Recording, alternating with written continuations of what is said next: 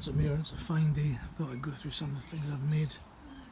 There used to be an old, well actually there was a massive outbuilding here which I took down and cemented in the border using concrete and agates and stuff. Built this little ornate wall here where it used to be.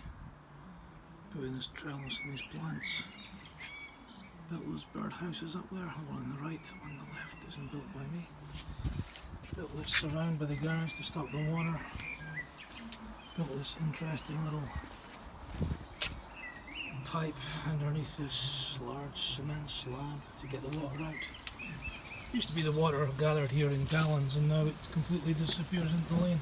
So that's solved. Built a brand new apron there for the garage. What else have I done? Built these raised beds from scratch. This one's probably a bit more ornate at the moment. It's got a lavatory in it. Actually, you can hardly see the bed now because of the flowers. Built this kind of, I built all the patios obviously and the paving and everything. Built this summer house thing. I don't know if you can see, it's got a living roof. Actually show you the living roof and just lift it up and you can see in there. It's all planted with alpine things and stuff. That should come on. It's got an owl. So I built that. What else did I build? And then from scratch I built this Japanese style red cedar shed. Built the door. Built everything completely from scratch. So it sort of takes the garden stuff. Entirely homemade. See from inside, it's all made from sort of offcuts of cedar really. And it's got this very unusual roof which is hard to photograph. But the idea is, as well as providing a sort of